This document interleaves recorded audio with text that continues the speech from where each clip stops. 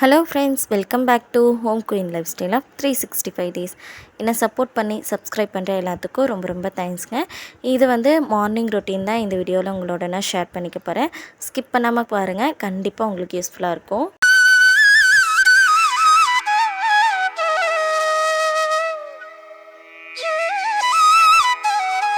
எனக்கு காலையில் எந்திரிச்சு வந்த உடனே என்னுடைய கார்டனை ஃபஸ்ட்டு பார்த்துடணும். அப்படி பார்த்துட்டேன் அப்படின்னா தான் எனக்கு கொஞ்சம் ஃப்ரெஷ்ஷாக இருக்கும்.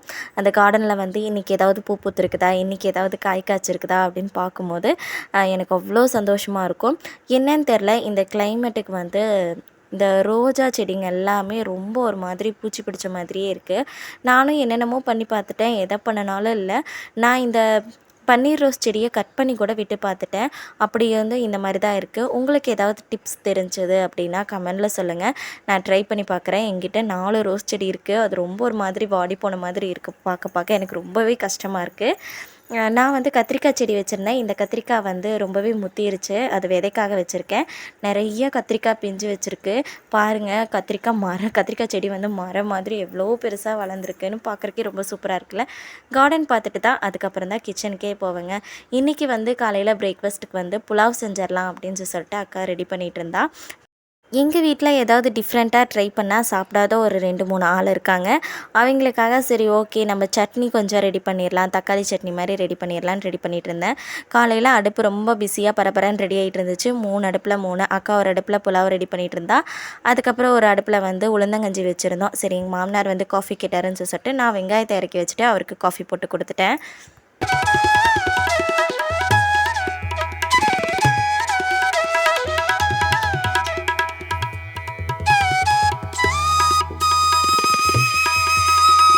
உடம்பு கொஞ்சம் வீக்கான மாதிரி இருந்துச்சு. அதனால தான் உளுந்தங்கஞ்சி குடிக்கலாம் அப்படின்னு சொல்லிட்டு நானும் அக்காவும் ரெடி பண்ணிகிட்டு இருந்தோம். ஒரு 4 நாளைக்கு தொடர்ந்து குடிப்போங்க.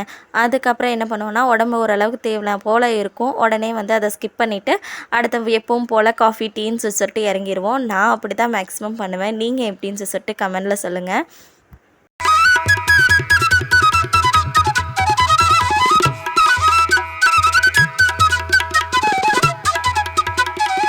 என் ஹஸ்பண்ட் ரீசெண்டாக ஒரு மேரேஜுக்கு போயிருந்தார்.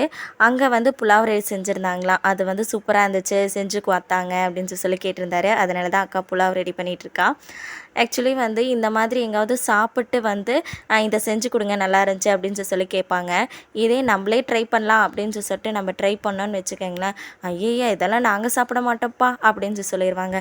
இந்த பிரச்சனை எங்கள் வீட்டில் மட்டும்தான் இருக்கா, இல்லை உங்கள் வீட்லேயும் இருக்கா? உங்கள் வீட்லேயும் இருக்குது அப்படின்னா கமெண்ட் பண்ணுங்கள்.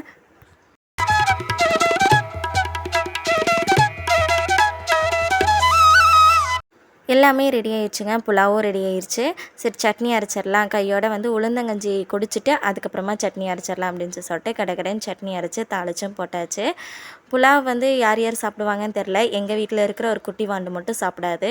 அவளுக்கு அவள் என்னென்னா தோசை சைக்கோம்பாங்க இல்லைங்களா, தோசை சைக்கோ நிறையா தோசை சாப்பிடுவாங்க. ஆனால் இவள் அப்படி கிடையாது. 3 நேரம் தோசை கொடுத்தா சாப்பிடுவாள்.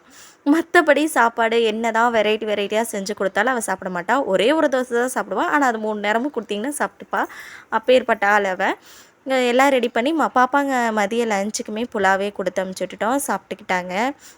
கொண்டு போய் ஸ்கூலில் விட்டுட்டு வந்துட்டு அதுக்கப்புறமா கார்டனுக்கு தண்ணி ஊற்றுறக்கு ஸ்டார்ட் பண்ணிட்டேங்க. காலையில் எந்திரிச்சு வந்ததுமே ஊற்ற மாட்டேன். ஏன்னு பார்த்தீங்கன்னா ரொம்பவே சில்லுன்னு இருக்கும் கிளைமேட்டு. எனக்கு ஒத்துக்காது. இந்த பனி இறங்குச்சு அப்படின்னா அதிகமாக தும்பல் வரும். எனக்கு தும்பல் அலர்ஜி இருக்கிறதுனால அதனால் காலையில் எந்திரிச்சு வந்ததையுமே தண்ணி மட்டும் ஊற்ற மாட்டேன். மற்ற எல்லா செடியில் பூ பூத்துருக்குதா காய் காய்ச்சிருக்குதான்னு பார்ப்பேன். இந்த பாவக்காய் கொடியெலாம் அதிகமாக பிஞ்சு வச்சுருக்கு. எப்படா அறுவடை பண்ணுவேன் அப்படிங்கிற மாதிரி ஒரு வெயிட்டிங்லேயே இருக்குது. நான் சொல்லியிருந்தேன் முல்லைக்கொடி காஞ்சு போச்சு அப்படின்னு சொல்லிட்டு. காஞ்சு போச்சுன்னா எதனாலனா அங்கே வச்சா ரொம்ப தலையில் அப்படியே நின்றுச்சு, வளரவே இல்லைன்னு சொல்லிட்டு தொட்டியில் மாற்றி கொண்டு வந்து வச்சதுனால எல்லா இலையும் உதிர்ந்துருச்சு. ஆனால் பச்சையாக தான் இருக்குது. தலையுமா இல்லையான்னு தெரியல. அதுக்காக செடிங்களுக்கெல்லாம் தண்ணி ஊற்றிட்டு வீடெல்லாம் ஃபுல்லாக மாப் போட்டு விட்டுட்டு அதுக்கப்புறம் ஃப்ரெஷ்ஷாக குளிச்சுட்டு வந்தாச்சு.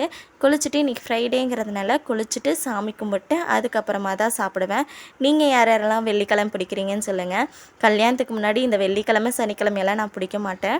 கல்யாணத்துக்கு முன்னாடி என்னென்னா திங்கக்கிழமை பிடிப்பேன். இப்போ திங்கக்கிழமையும் ஸ்கிப் பண்ணிவிட்டு வெள்ளிக்கிழமையும் சனிக்கிழமையும் பிடிக்கிறேன். என்ன மாதிரி யார் யாரெல்லாம் கல்யாணத்துக்கு அப்புறம் கிழமை பிடிக்கிறது கூட மாற்றிட்டீங்க அப்படின்னு சொல்லிட்டு கமெண்டில் சொல்லுங்கள்.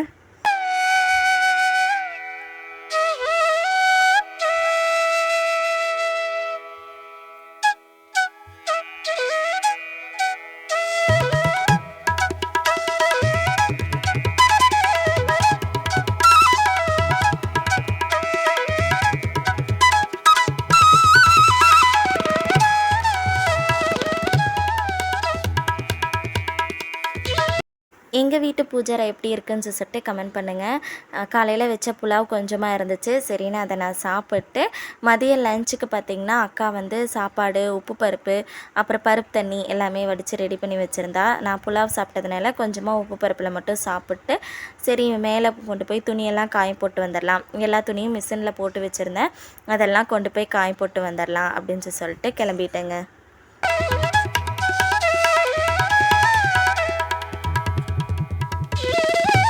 எனக்கு தினமுமே இதே போல் வேலை இருந்துக்கிட்டே இருக்கும். ஒரு நாள் துணி துவைக்காமல் விட்டுட்டோம் அப்படின்னாலுமே ரொம்ப அதிகமாக இருக்கும். என்னுடைய ஃபேமிலி ரொம்ப பெருசு இல்லைங்களா, அதனால் ஒரு நாள் துணி துவைக்கல அப்படின்னாலே வந்து இந்த கொடி ஃபுல்லாக நம்பிடுற அளவுக்கு நிறைய துணி காய போடுவேன். அவ்வளோ துணி இருக்கும். ஸோ ரொம்பவே டயர்டாயிருவேன். அதனால் வந்து தினமுமே துணி மேக்ஸிமம் துவைச்சிருவேன். நீங்கள் எப்படி அப்படின்னு சொல்லிட்டு கமெண்ட் பண்ணுங்கள்.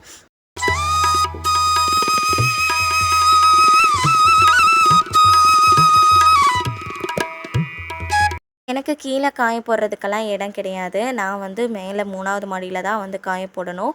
எனக்கு மதியம் காய போடும்போது ரொம்பவே கஷ்டமாக இருக்கிற மாதிரி இருக்கும். ஆனால் ஈவினிங் துணி எடுக்கிறதுக்கு வரும்போது எனக்கு அவ்வளோ ஹாப்பியாக இருக்கும். ஏன்னு பார்த்தீங்கன்னா சூரியன் மறையிறது கிளைமேட்டு டைமில் தான் நான் வருவேன். வந்து எடுக்கும்போது நிறைய பறவைங்க போகிறத பார்க்குறதுக்கு எனக்கு அவ்வளோ பிடிக்கும். அந்த இயற்கையான காட்சிகளெல்லாம் பார்க்கும்போது அவ்வளோ சந்தோஷமாக இருக்கும். மனசுக்கு ஒரு பெருசாக நிம்மதி கிடைச்ச மாதிரி இருக்கும். அதுக்காகவே மேலேயே காய போட்டுடலாம் அப்படின்னு ஒரு சில நேரம் தோணும். எல்லா வேலையும் முடிச்சுட்டு அதுக்கப்புறமா கீழே போய் எல்லோரும் சாப்பிட்டதுக்கப்புறமா டைனிங் டேபிளையும் க்ளீன் பண்ணிட்டேங்க. என்னுடைய டே ரொட்டீன் இப்படி தான் போச்சு. இந்த வீடியோ கண்டிப்பாக உங்களுக்கு பிடிச்சிருக்குன்னு நினைக்கிறேன். பிடிச்சிருக்கு அப்படின்னா லைக் பண்ணுங்கள், ஷேர் பண்ணுங்கள், கமெண்ட் பண்ணுங்கள், மறக்காமல் சப்ஸ்கிரைப் பண்ணுங்கள். தேங்க்ஸ்.